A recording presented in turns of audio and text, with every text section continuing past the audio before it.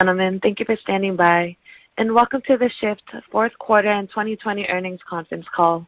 At this time, all participants are in a listen-only mode. After the speaker presentation, there will be a question-and-answer session. To ask a question during the session, you will need to press star 1 on your telephone. Please be advised that today's conference is being recorded. If you require any further assistance, please press star 0. I would now like to hand the conference to your speaker today, Henry Bird, Vice President of Strategy and Finance. Please go ahead, sir. Good afternoon and welcome to the Shift Technologies fourth quarter and full year 2020 earnings call. Joining me on the call today are co-CEOs George Arison and Toby Russell and CFO Cindy Hanford. During our remarks, we will make some forward-looking statements which represent our current judgment on what the future may hold. And while we believe these judgments are reasonable, these forward-looking statements are not guarantees of future performance and involve certain assumptions, risks, and uncertainties. Actual outcomes and results may differ materially from what is expressed or implied in any forward-looking statement. Please refer to our filings with the SEC for a full discussion of the factors that may affect any forward-looking statements. We undertake no obligation to publicly update any forward-looking statements, whether as a result of new information, future events, or otherwise after this conference call. During the course of this call, we will be referring to non-GAAP measures as defined and reconciled in our earnings materials. With that said, I will now turn the call over to George. Good afternoon, everyone. Thank you for joining us today. 2020 was an unusual year for everyone, corporations, employees, and consumers. The pandemic disrupted our lives and was particularly challenging for those working on the front line, like Shift operational team members. At the same time, the pandemic accelerated the economy's digital transformation.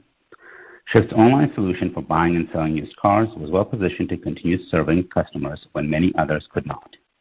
While this period has been hard for everyone, the last 12 months has made me confident that this digital adoption in the used car market is here to stay, and we believe that Shift is uniquely positioned to thrive in the years to come. In the fourth quarter, we delivered meaningful growth, not only on our top line, but also internally as a company. In 2020, we prioritized top line while investing to improve the business in alignment with our strategic growth objectives. We grew because we pinpointed where we can do better. 2021 will also be a high growth year, and we're acutely focused on execution. Ultimately, we believe we laid a foundation for strong results, both in the near and long term, which is reflected in our guidance for Q1 and full year 2021. I want to thank everyone who contributed to making 2020 the milestone year that it was for the company. The way our business has adapted and grown makes me more excited than ever about the opportunities lie ahead as we embark on another record-breaking year for Shift. With that, I'll hand the call over to Toby to provide a detailed update on our Q4 performance and 2020 performance. Thank you, George, and hello, everyone. Through the many challenges of 2020, we at Shift found opportunities to grow our business and create shareholder value. In October, we completed our merger with Insurance Acquisition Corp., in connection with which we started trading as a public company. At that time, we outlined our 3 core drivers of growth, which are to increase penetration in our existing markets, expand our business to new markets, and grow our ancillary product offerings to provide the additional support our customers expect while enhancing our revenue and margins. In Q4, we made progress on each of these growth drivers, while strategic and tactical actions we took have set the business up for significant growth and success in 2021 and beyond. In many respects, the fourth quarter was a record-setting period for the company. We set new records for both units sold and revenue, selling 4,666 total used cars and earning $73.4 million in revenue, representing 147 and 168% year-over-year growth, respectively. It was also the first time in our history where we've grown the business sequentially from the third quarter to the fourth quarter, overcoming the negative seasonal effects we typically experience at this time of year. That said, the quarter had challenges. Some we anticipated, others we did not. that primarily impacted our unit gross profit. As indicated on our third quarter earnings call, we expected our fourth quarter results to be impacted by our significant use of third-party reconditioning during Q3 and slightly less in Q4 as we work to increase and maintain our sellable inventory levels following COVID lockdowns and Q2 furloughs. Throughout the second half of 2020, while we were very successful in acquiring and growing total inventory, our sellable inventory remained well below target levels since midsummer. All in, our adjusted GPU came to $514 for the quarter, below our expected range. Reconditioning costs and the short-term trade-off we were willing to make in our Q4 pricing strategy to attract customers and grow the Shift brand despite lower than desired sellable inventory were the primary drivers, along with a few other dynamics that Cindy will discuss in a few minutes. There were three core drivers of GPU that were focus areas for operational improvement in Q4 that I'd like to discuss. The first operational focus of Q4 was to improve reconditioning. This has paid off very quickly. Our reconditioning throughput has increased dramatically, and the benefits of that will be reflected in our Q1 GPU guidance that I will speak about shortly. We have steadily and dramatically reduced our use of third-party reconditioning in favor of our in-house capabilities. By January 2021, we returned to pre-COVID utilization levels where only 15% of our vehicles were processed using external reconditioning, as compared to a peak of 45% in August and September. The remaining 15% of external reconditioning consists of inventory in new markets for which we use sublet reconditioning, as well as certain specialty mechanical repairs on an interim basis as we build our reconditioning function in those markets. We've been able to accomplish this because our hiring of reconditioning technicians has accelerated, and we achieved the headcount targets required to be fully in-house in our core markets in January, months ahead of schedule. In addition, we brought on new reconditioning leadership that drove significant operational efficiencies, including changes in our processing flows, scheduling, and production time management, which has dramatically improved our performance. As a result, we've seen dramatic week-over-week improvements in our in-house reconditioning capacity and steady cost reductions. While in October 2020, we were processing 250 cars a week in-house, by the middle of Q1 2021, we were processing over 500 cars per week, and we expect to continue to grow our capabilities. These reconditioning changes will continue to benefit Shift throughout the year and for the long term as we continue to execute on our aggressive growth trajectory. We believe there are significant efficiencies to be had in reconditioning in the future and are excited to see those coming into place. We should note that as we launch our own reconditioning capabilities in new markets, they are frequently not fully efficient while the market grows, which can impact early profitability metrics. As a reminder, our model assumes a temporary GPU headwind from new market launches while we scale, build, optimize our reconditioning operations in those regions. Our experiences with reconditioning in 2020 further demonstrates that having in-house reconditioning capabilities is a key differentiator to success for automotive e-commerce, and doing so through our hub approach has strategic advantages. The second operational focus of Q4 was growing our sellable inventory. By early December, when we had greater confidence in our reconditioning operations' ability to process more cars in-house, we started to invest significantly in accelerating our vehicle acquisitions. The goal of this was to exit the low sellable inventory position we had been in since initial COVID restrictions were lifted in the summer of 2020. We have increased sellable inventory 148% from the beginning of December to the beginning of March. The number of units we acquired in December was double the monthly average for the first 9 months of the year.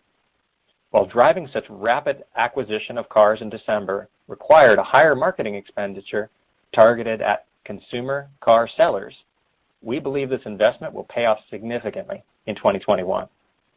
In Q3 2020, our days to sell, inclusive of time spent in reconditioning, was very low, at 37 days. And while it was slightly longer in Q4 at 43 days, it was still faster than our ideal. We remain very focused on striking the optimal balance of speed of sale and maximizing GPU. Now that our sellable inventory position is more in line with what we need and sets us up for strong growth in 2021, we expect days to sell to be in the 48 to 58 day range throughout the year. With a higher sellable inventory base, we can list cars at their optimal prices, which is improved and will continue to improve our front-end margins. The third operational focus area in Q4 was growth in other revenue, which remains a key long-term strategic priority to meaningfully increase our profitability. In the fourth quarter, we grew other revenue more than 300% as we continue to increase our attach rates of ancillary products to our sales. We continue to invest in these offerings, including F&I solutions, to improve monetization per unit over time, increasing attach rate and driving gross margin expansion. We are very confident in our ability to continue to drive improvements in this space. The 791 per unit of F&I we are reporting in Q4 is a meaningful improvement and represents 65% year-over-year growth. But there is still tremendous upside to be had here, and we remain very excited about the opportunity we're seeing. Through all the ups and downs of the fourth quarter, we exited the year in a position of strength. And in real time, we are witnessing the investments we made in 2020 bear fruit in our 2021 performance so far. We are intent on communicating to the market what we feel are achievable objectives. I will provide a high-level view on our expectations for revenue and adjusted GPU on Q1, while Cindy will discuss details for both Q1 as well as the full year guidance in a few minutes. For the first quarter 2021, we expect total revenue of $90 million to $95 million, which represents 3 times the revenue we did in Q1 2020 and 24% growth from Q4 2020. On the adjusted GPU side, we expect to be in the range of $1,200 to $1,350, a more than 2 times improvement over Q4 2020.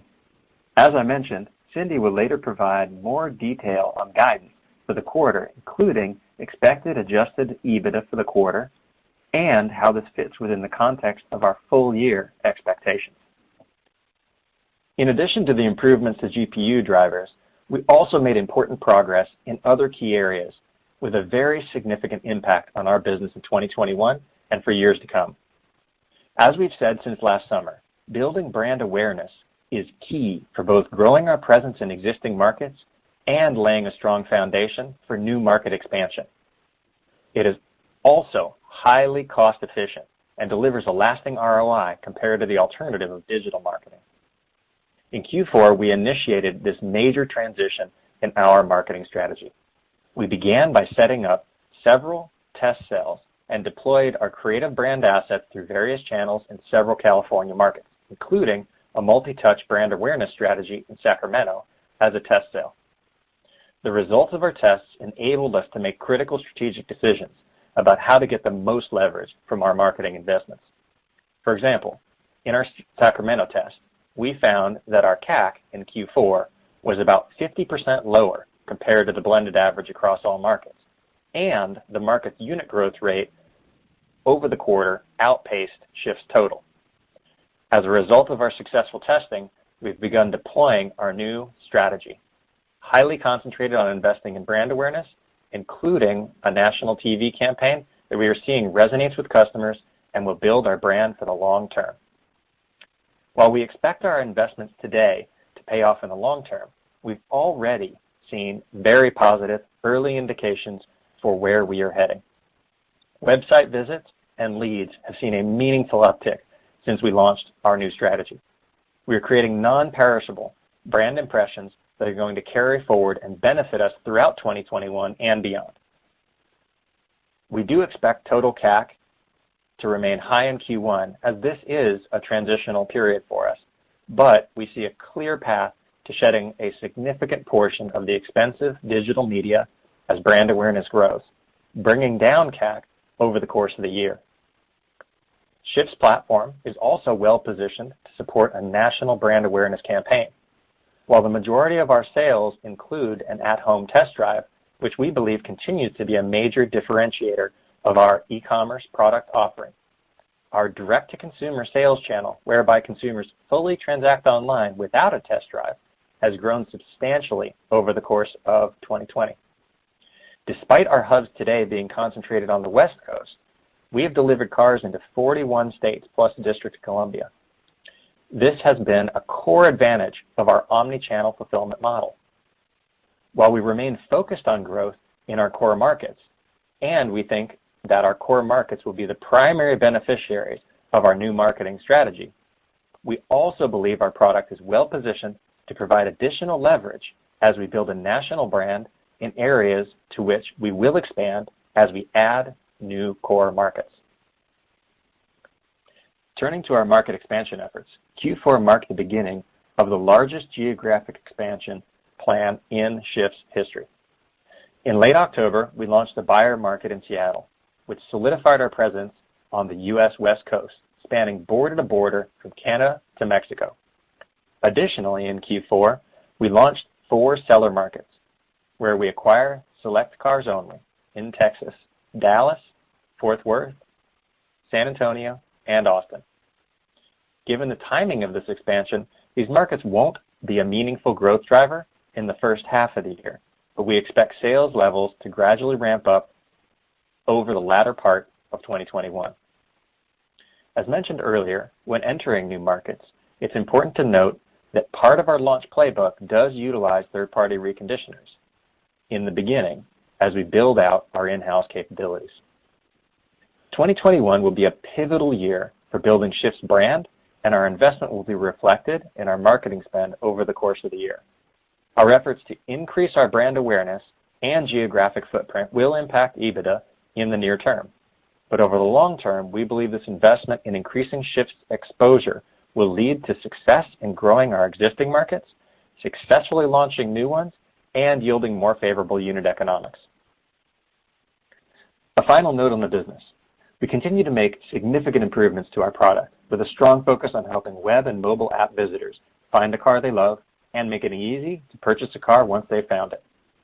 As a technology company by nature, we are constantly making major steps to improve on the machine that powers all aspects of our operations and our customer experience. We are committed to and believe that we are creating the best car buying experience for our customers, while continuing to be on the leading edge of innovation in the space. We believe that companies who will thrive after the pandemic are the ones that use this period to try new things, adapt, and improve, and the investments we continue to make into our platform all work towards that end. We have learned a lot from the challenges of 2020 and are now moving forward to applying those learnings in 2021. Seeing how our team remains solutions-oriented has given us confidence that we have the right people in place to grow Shift effectively. We have hired great talent in 2020, and we expect to continue to invest in our team, hiring strong talent across the organization, including leadership and operations, sales, and finance. With that, I will now turn the call over to Cindy to review our financial results. Thank you, Toby. I will walk through our fourth quarter results and provide additional color, and then review our first quarter and full year 2021 business outlook. Unless otherwise noted, all comparisons are year over year. In the fourth quarter, revenue grew 168% to a record $73.4 million. Total units sold were 4,666, up 147%. This included e-commerce and wholesale unit sales growth of 134% and 186%, respectively. In addition to the unit growth, we also saw our e-commerce average sales price increase 14% year over year in Q4 to $18,188. This higher ASP is reflective of changes to our inventory mix as we work towards a distribution of inventory across the pricing spectrum. While we have seen meaningful swings in our ASP throughout 2020 and expect this trend to continue, it is important to note that we continue to provide a full spectrum of inventory to our customers, including lower cost value cars, which continue to differentiate our inventory compared to other e-commerce and offline used car branded peers. Adjusted gross profit in the fourth quarter of 2020 was $1.7 million, or 2.3% of sales, as compared to $476,000, or 1.7% of sales in the prior year period. The increase in adjusted gross profit was due to growth in our other revenue as a result of growth in our high-margin F&I products, partially offset by gross profit loss in e-commerce, primarily as we had a temporarily high usage level of outsourced reconditioning in Q4, and we felt the impacts of COVID-19 restrictions on our operations. However, as mentioned earlier, we have made significant improvements in our reconditioning capabilities, and we have since returned to the desired levels of in-house reconditioning. Fourth quarter adjusted GPU was $514, up from $335 in the prior year period. While this was an increase year over year due to higher sales of ancillary products, as Toby mentioned, it was below our initial expectations due to the impacts of high reconditioning costs and low sellable inventory. In addition, the reconditioning capacity constraints compounded by the COVID-19 surge in Q4 resulted in us taking more cars to wholesale than originally anticipated, which created an additional drag on adjusted GPU for the quarter. A benefit of this action was that we cleared out aging inventory, which improved inventory health heading into Q1. And Toby has already spoken to the improvements we've made to reconditioning in the period, so that today we no longer face similar constraints.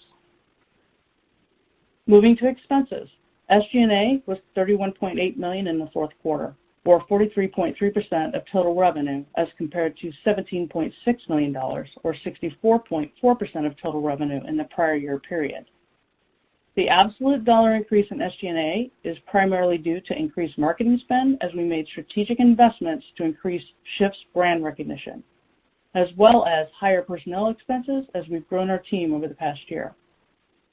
The decline in SG&A as a percentage of revenue indicates the power of the operating leverage we will achieve as we continue our rapid revenue growth throughout 2021. Net loss for the quarter was $4.5 million compared to $20.5 million in the fourth quarter of 2019. Net loss includes a non-cash net benefit of $31 million related to changes in the fair value of financial instruments. This was primarily attributable to the change in fair value of the earnout shares that are held in escrow to be released to legacy Shift investors upon the achievement of certain stock price milestones.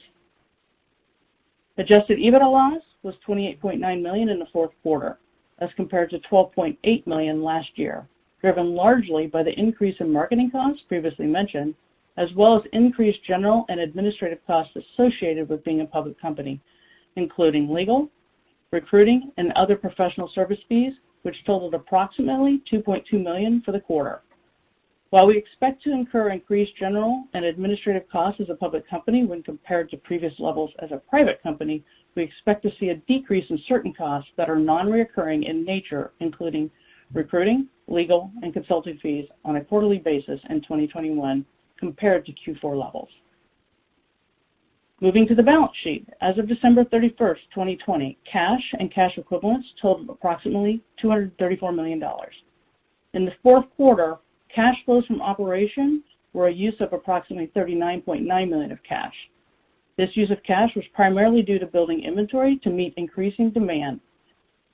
In the fourth quarter, we used cash to finance this inventory versus utilizing our floor plan, as the rate at which we were acquiring outpaced the rate at which we could get all the cars floored.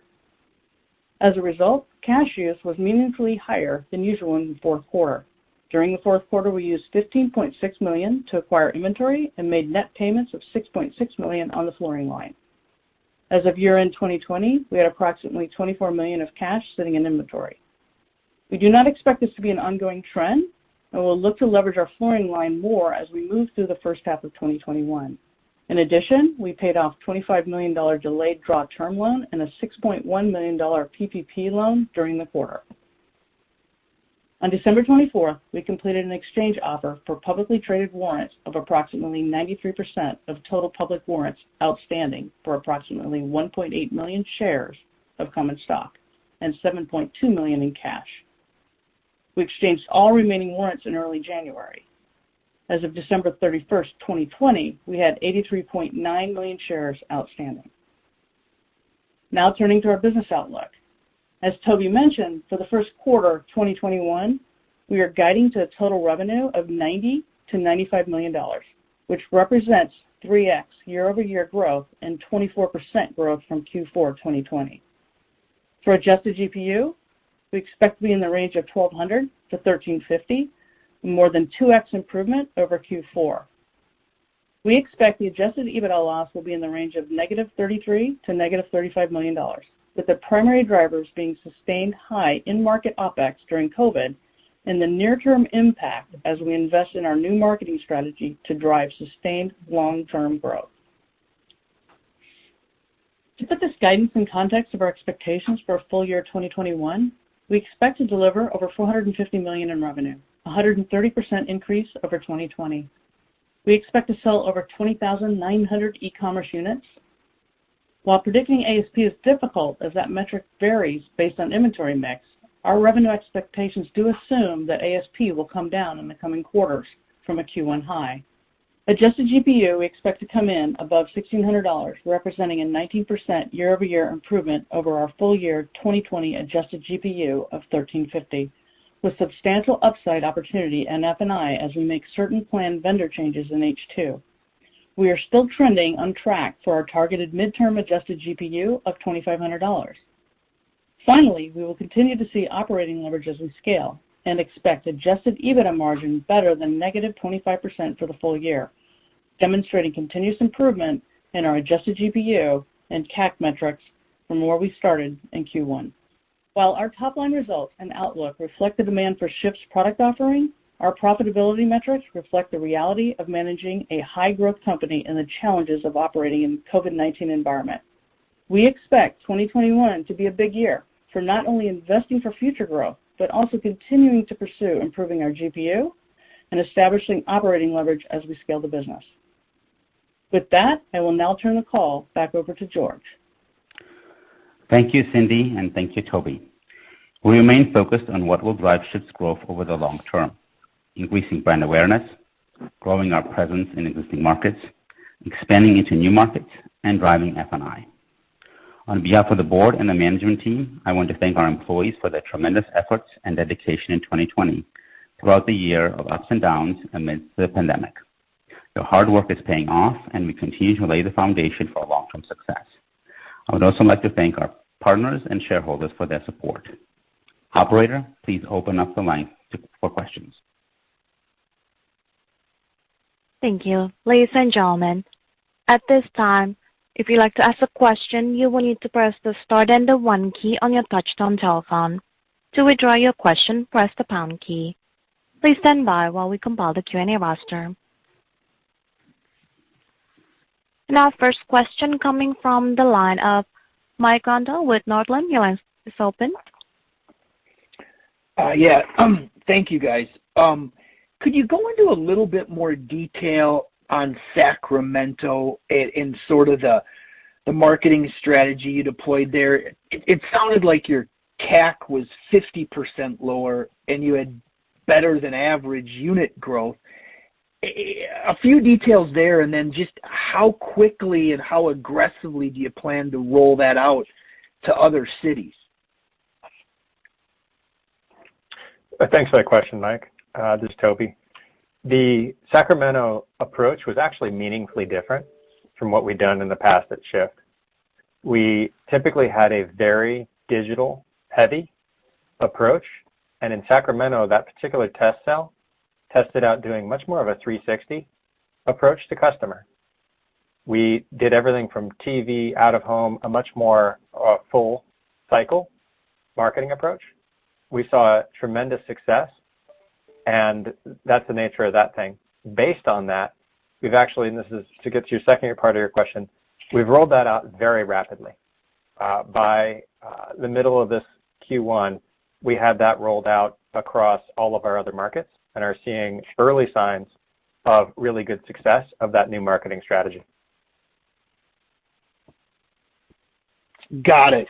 And would that include Seattle and the Texas markets, or only Texas when you begin to sell cars?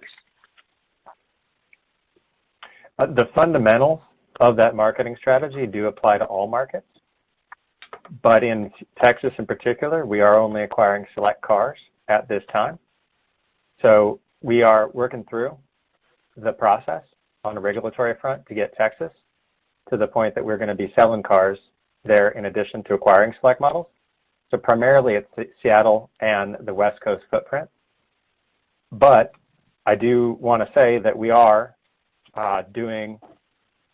we've launched our first campaign on national TV, and that is part of the strategy that we have over the course of the year.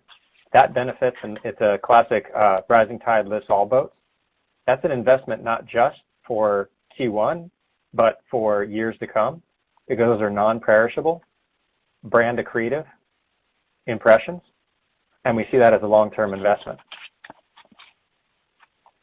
Got it. And do you have enough mechanics today, and maybe how many more do you need over the next 90 or 180 days?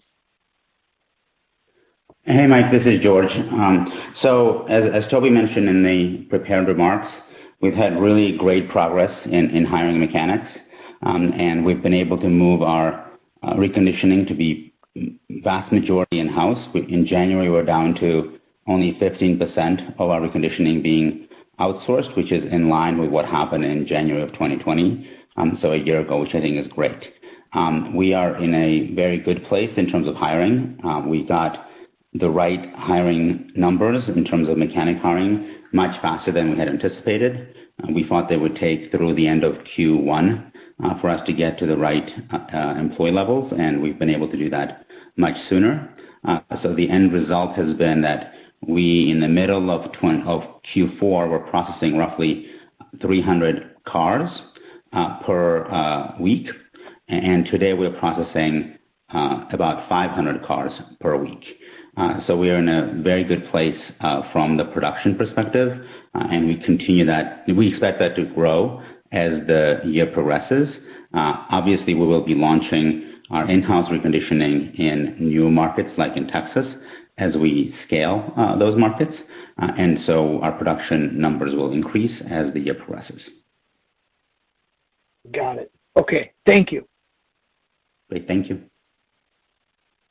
Our next question coming from the line of Sharon Zackfia with William Blair. Your line is open. Hi, good afternoon.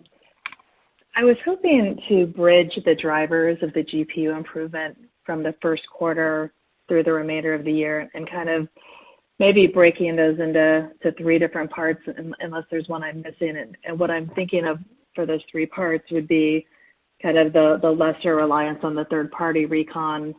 And then it sounds like you've made some pretty substantial reconditioning cost improvements just in general in your own reconditioning. And then lastly, improved pricing algorithms. So can you help us understand kind of how those will interplay or contribute through the remainder of this year? Absolutely. Good to talk to you, Sharon. So Hi. I think it's correct. There's really three components to improving GPU. Number one, reconditioning. Number two, pricing. And number three, F&I. So when we think about that, reconditioning being in-house is really critical, and that's by far the biggest portion of the change that you're seeing between Q4 and Q1, because that's something that was a really big drag on us in the latter half of last year, and we're in a really good place today. Number two, around pricing, we were very inventory constrained in Q4 and Q3. When I say inventory constraint, I specifically refer to sellable inventory, meaning because reconditioning was behind and couldn't really produce at the level that we needed, we couldn't get all the cars that we were buying to become sellable cars. That limited our ability to price things well and price as high as we want to price. Given that we've moved from having roughly 800 cars in sellable at the beginning of December to having over 2,000 at the beginning of March, we think that really helps us with improving GPU. And then thirdly, F&I. We are on a big push to increase our F&I numbers. The Q4 F&I was about 760, which was about a 60% improvement over last year, but we still think there's a ton of appreciation to be had there. And so all three of those pieces kind of are part of the longer term story. So we believe there is still cost reductions to be had in reconditioning. I think for Q4 and the first half of this year, the focus was on getting throughput high. For the rest of the year, the focus will be more on getting costs down on reconditioning. Number two, we think that both with the marketing efforts and with more inventory, we can price higher and generate more GPU that way. And then lastly, we do expect significant improvements in our F&I numbers as the year progresses, which is how we see ourselves getting to at least $1,600 and hopefully more in GPU as the year progresses. And obviously, in latter quarters, we'll have to be higher than $1,600 to get to an average of $1,600 for the full year. That's helpful. Thanks. And then I heard you talk about new markets, and I assume that's Texas contributing more in the second half of the year. I'm just wondering, with the new marketing, how do you project Texas? Are you projecting Texas based on how historical markets have debuted, or is there an expectation for kind of a steeper ramp for Texas? So it's a great question, Cheryl.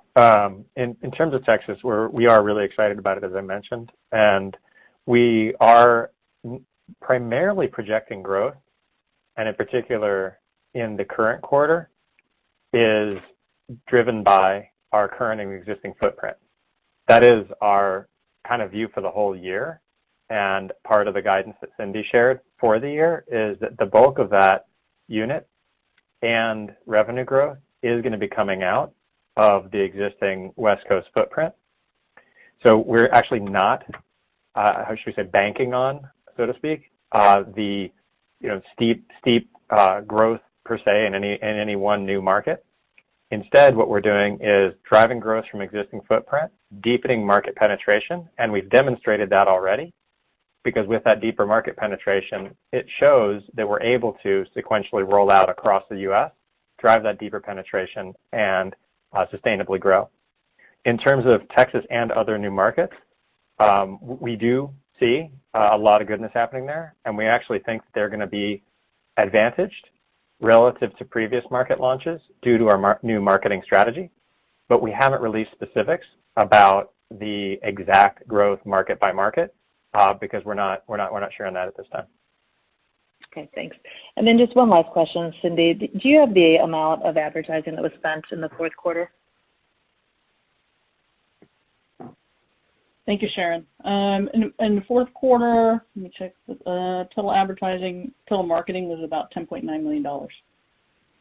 Thank you. We don't provide a breakdown to whether it was brand or digital. Thanks. Mm-hmm.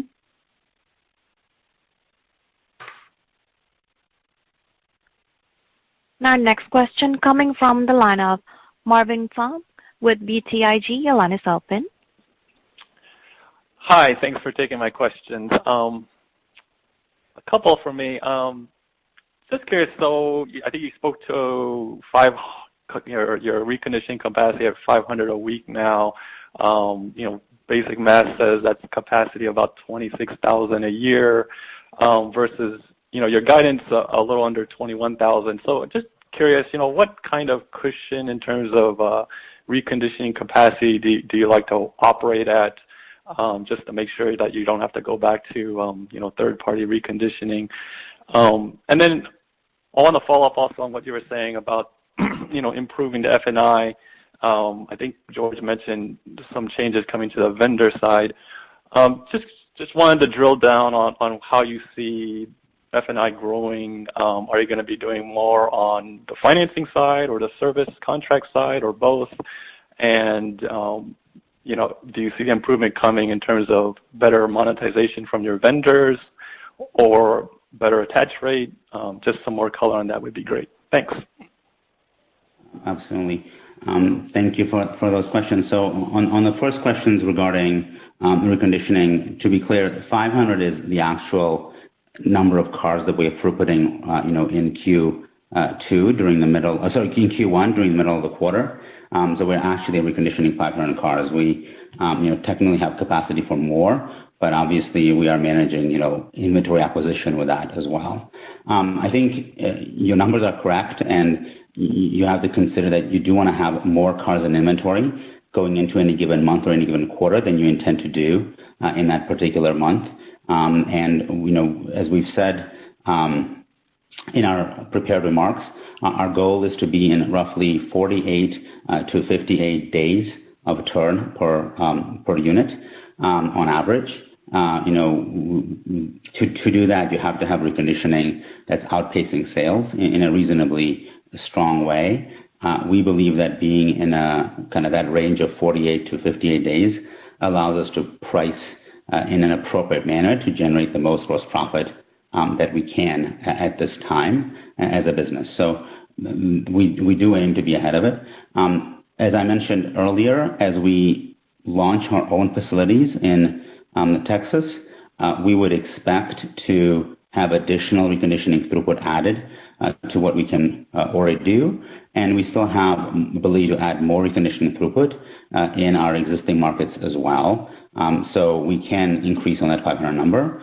We think that 500 was a great place to be in Q1, but that's expected to grow as the year progresses. And so we will be continuing to build inventory throughout the year. And obviously, it's kind of logical, but you want to end Q4 2021 with substantially more sellable inventory than we ended Q4 2020 with, because obviously next year we'd expect to continue to grow in an aggressive way, and we'd want to have a lot more inventory sellable on January 1st, 2022 than we did on January 1st, 2021. So that's on the reconditioning question. With regards to F&I, we have seen really good progress on F&I. As I mentioned, about a 60% improvement year over year in Q4 on net F&I. We are going to be making some changes to our vendors in the second half of the year. That's mostly on areas around vehicle service contracts and other insurance-related contracts. Those will allow us to monetize better. And we believe will also help ensure a better customer experience, which over time improves your overall F&I take. And so I don't think I want to get into too much detail about what changes we're making, since some of this is kind of proprietary to us until we make them. And I think will be an important change for the business and from the consumer experience perspective. But we think that it'll add a reasonable amount of dollars to our F&I.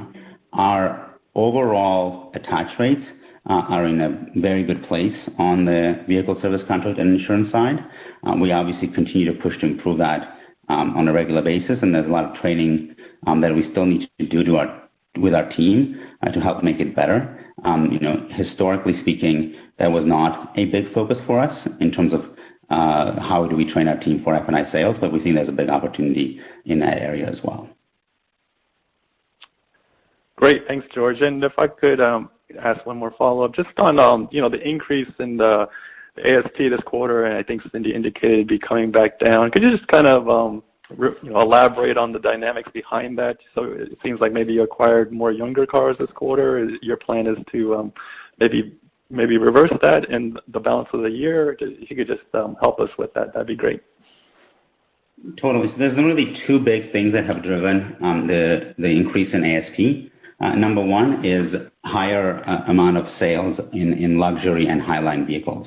Historically, Shift has done really well with highline vehicles, which I think makes sense given the kind of high-touch, white glove service that we provide. It's understandable why consumers would love that type of an experience. And so we've always done well with that in kind of latter part of 2019 and most of 2020. We did not really focus on highline and luxury vehicles because we were capital constrained and didn't want to put dollars behind cars that are very expensive. Post the completion of the SPAC process, when the capital constraint was lifted, we felt that we could go after those cars more, and that I think that's overall good because it allows us to have more inventory that's in demand and consumers really like and ties well to our consumer experience. So that's part one. And part two, we spoke to earlier, we actively pushed to make value be only 20% of our total sales in Q1 and for at least the first half of this year. That move was done in order to help support the reconditioning team's effort to increase throughput. Value cars generally take more time to recondition, and if they have a very high percentage of your total acquisitions, they can impact and reconditioning throughput and really clog you up. And so we wanted to kind of manage that in a very active way. We still obviously really believe in having a full spectrum inventory, and 20% value is still a pretty high percentage. Obviously, it's a lot higher than anybody else in our kind of overall industry, but it's not as high as it had been in various parts of last year when it reached 30+% at various points in the year. So those two things combined together led to a higher SP. As reconditioning continues to improve, we would anticipate that we will increase the percentage of value in total inventory, and that we believe will help drive the ASP price down. But again, obviously, we're not really managing the business for specific ASP. We are managing the business for having really good inventory that consumers want, and then ASP will be what it is from that. It doesn't really fundamentally matter for us what the ASP is from the perspective of how the business is performing. That was very helpful. Thank you, George.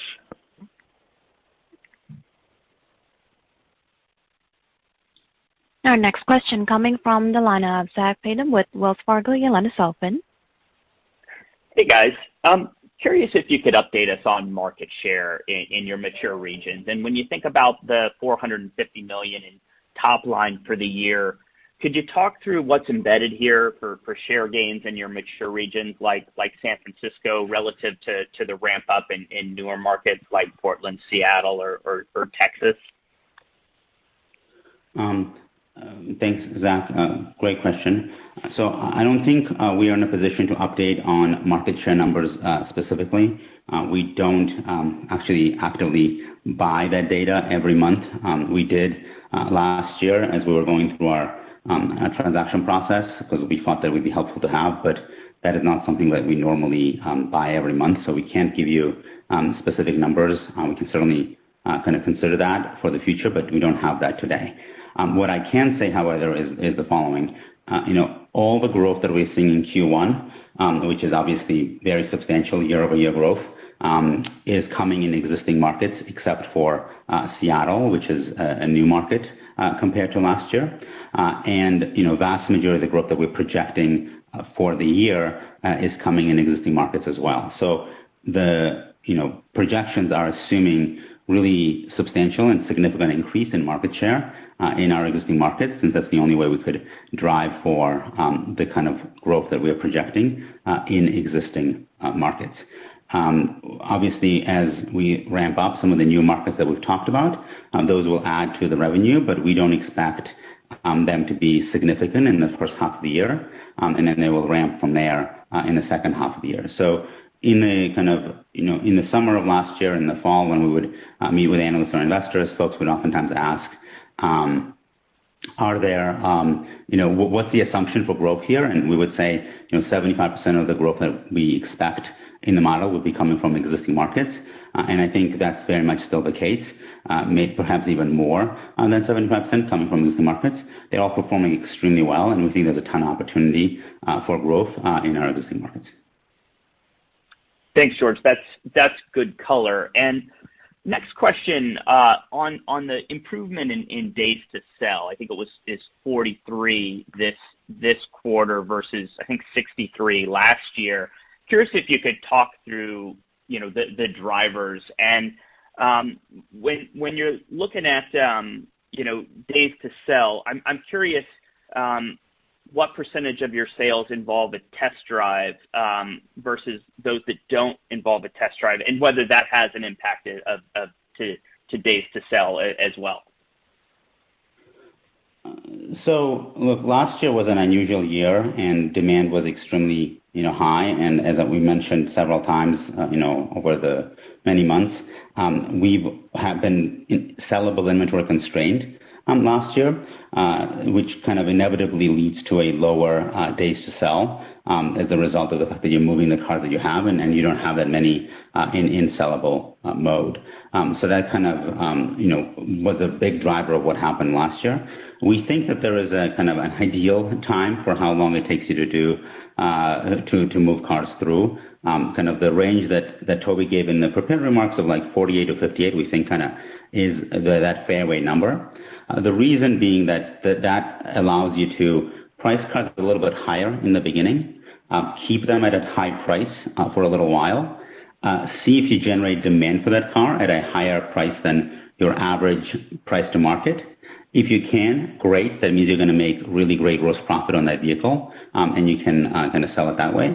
But if a car is not able to generate demand at that higher price, then you can lower it more to the kind of midpoint of where you normally expect to transact at, and then sell the car at that point. That's the kind of focus for us in how we manage our time to sell.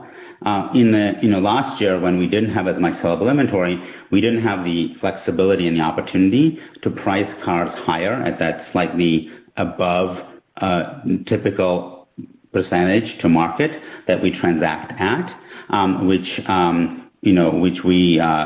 is something that we wanted to get back to with having more sellable inventory, and we've now been able to achieve that. We think 48 to 58 is a good place to be, and that's what we're going to be managing to this year. Last year, while in some respects was very low days to sell, it did have a negative implication on the GPU, and we're trying to correct that this year with slightly higher time to sell. As far as the difference between cars that sell with a test drive and cars that sell without a test drive, there's not really any meaningful difference in the time to sell for those two approaches in terms of the consumer experience. They generally kind of are roughly in line with each other. Okay, that's good color. And I just want to square the lower days to sell with liquidating cars through the wholesale channel. Was that just a one-time dynamic around COVID, or is that something where we should something that you would more regularly do if you have aged inventory? No. So what we did last Q4 is we liquidated cars that otherwise could have been sold retail to wholesale prior to reconditioning those vehicles, right? So we bought them from consumers. We could have technically sold them as consumer cars after being reconditioned, but instead we chose to not do that, not to keep them through reconditioning and just wholesale them. The reason being that we needed to help our reconditioning organization have a smaller percentage of value cars that they needed to recondition. And so we picked cars that otherwise would have been kind of high amount of recon needed value vehicles, and we pushed them off to wholesale. As the reconditioning improves and is able to address some of the additional things that it needs to work on in the coming quarters, such as cost reductions, we would expect to then allow for more value costs to come in through recon. Like I said, this year we're trying to manage to about 20%, but that number could increase if reconditioning team is in a better position to handle a higher percentage of value, in which case we would not wholesale those cars. We would try to bring them into the retail segment. But we just had acquired a bit too many of these late-stage value vehicles in Q4, and we made the decision that it didn't make sense to move them through recon, given that they would take too long, and instead it made sense to just kind of wholesale those in Q4. Got it. That makes sense. Appreciate the time, George. Thank you. Our next question coming from the lineup, Seth Basham with Wedbush. Your line is open. Thanks a lot, and good afternoon. My first question is just around your guidance for 2021, which implies Ebitda losses more than doubling from guidance just a few months ago at the time of your SPAC transaction to over $110 million. Can you give us some sense of what gives you confidence that you're creating shareholder value?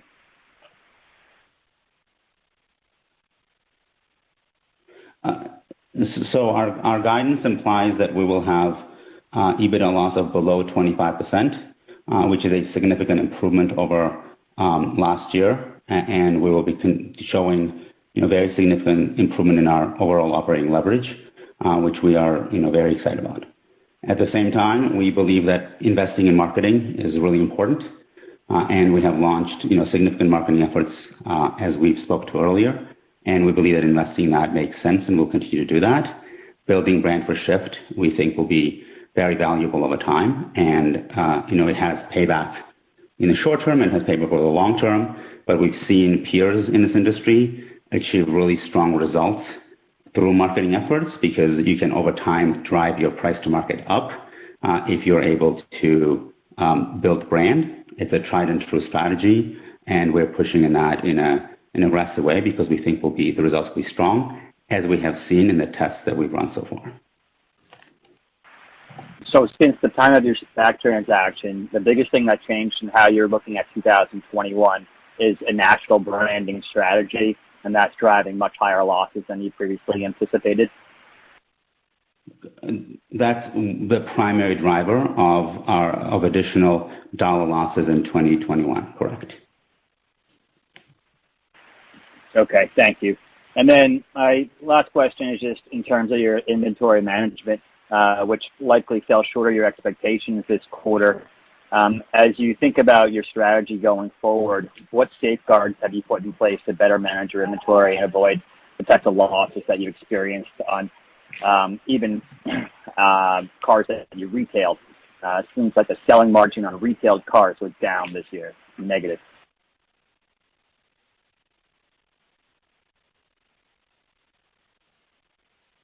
Toby, I think you're speaking, but we can't hear you. I'm sorry.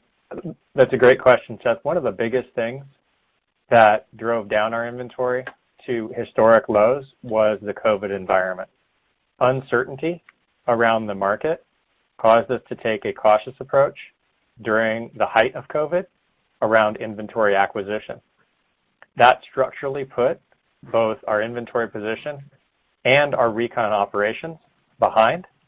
So as we sought to ramp up going into the latter part of Q3 and the latter part and into Q4, we were actually working to make up a tremendous amount of ground that was created, or a gap that was created by COVID. How we do that going forward is we've enhanced our supply chain planning, and in particular our forecasting around our expected number of vehicles on hand going into any given week relative to how many cars we want to sell that week. We used to do these projections more on a monthly basis, but during the COVID time period, we realized we needed to be much, much more, have much higher fidelity, both forecast and execution in that area, because we recognize the sensitivity therein. And so we've changed the way we do our supply chain planning, the fidelity with which we've done it, and we've exited the historic change that was COVID that caused us to really deplete our inventory to levels heretofore unseen.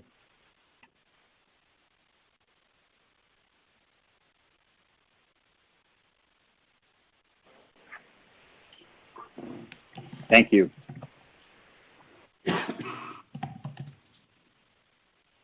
Our next question coming from the line of Mike Baker with D.A. Davidson. Your line is open. Hi, thanks, guys. So maybe a little bit of a follow-up on Seth's question, but can you explain again why the GPU came in so much lower than your plan? I mean, I get that you have the third-party reconditioning and all that, but you knew that, and it sounds like it actually went better than you expected. So what was lower than you expected? I guess to Seth's question, some of that was the pricing. Was that really the biggest factor in the delta between your guidance and where you came in, or was it, again, you knew about the reconditioning issue? It sounded to me as if you worked through it quicker than expected, but maybe it was just more expensive to work through? Thanks. No, absolutely. So the fact that we fixed reconditioning in Q4 helps us in Q1 of 2021. It doesn't really help in Q4 because vast majority of the cars that you reconditioned, say in December, once things started to improve, are going to be cars that you're going to sell in 2021, not in 2020, right?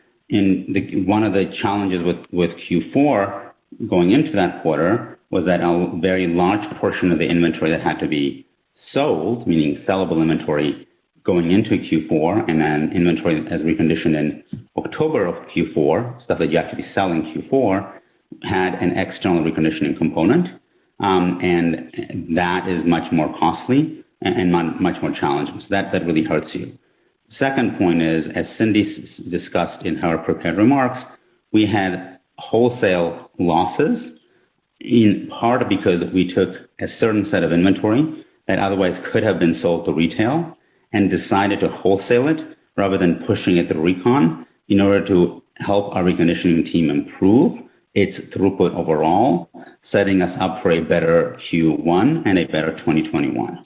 And then thirdly, this does not really impact much of the rest of the country, but California being our biggest market, there were much more significant COVID lockdowns in California in late November and in December than anywhere else. And those definitely had impact on the business overall and on the leads coming in. So not the most significant by any means, but some level of impact from that as well.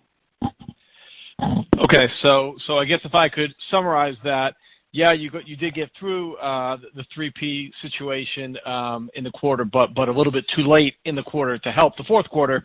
But the good news is it'll help the first quarter. So I think that's right. Correct. Correct me if I'm wrong. That's 100% correct. I think when we were asked this question, when do you expect to kind of solve the third-party reconditioning? The most comfortable that we felt saying that sometime in Q2 of 2021, we believe it would be solved. In practice, it got fixed faster, and we in January already we were down to only 15% external reconditioning, which is just slightly higher than external reconditioning that we used a year ago in January. So obviously, we continue to improve in what we do in recon, but the benefits of getting recon to be where it is now are going to be more significant in Q1 than we would have anticipated, at the same time that we did this call a quarter ago. There's still obviously some cars that we sold in January of 2021 that were externally reconditioned, and so obviously that's still hurting a little bit, but that's going to be all gone by the time Q2 rolls around. And then we still had some wholesale sales that otherwise might have gone to retail in that value segment in January. But overall, we think that the reconditioning getting to where it is now is a huge improvement, and we're seeing the improvement in the gross profit guidance that we're giving for Q1.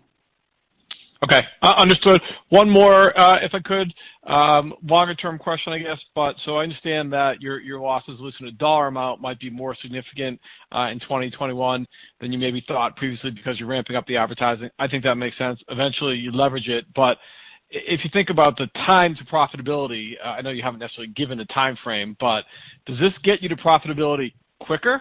Or does it get you to profit because you'll eventually leverage this quicker than you expected because the sales go up? Or does it lengthen the time to get to profitability? This might be go ahead, Cindy. Go ahead. Well, George, you want to take it? No, please go ahead. All right. I don't think it's necessarily longer. I think what we're doing is we're focusing on getting the unit economics, getting that GP up, and tracking to the original plan as best we can. So same time frame, different way to get there, more market share, and then I presume over time, as you have that market share, the long-term profitability would probably be enhanced as you start to leverage that advertising. Yeah, I think that makes sense. Okay. And I think Thank you. Critically, we're probably looking somewhere in the 2023 range. And at the same time, what we do think the value is here that, going back to an earlier question that was asked, we do believe that investing in marketing now allows us to grow faster and allows us to, drive to better gross profit over time by selling at a higher price to market than we otherwise would be able to do. Makes sense.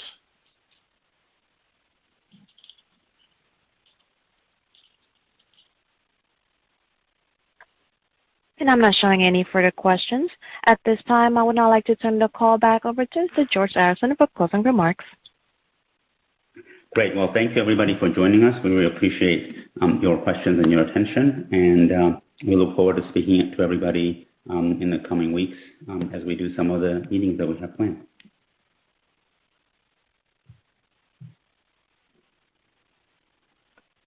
Ladies and gentlemen, that does conclude our conference for today.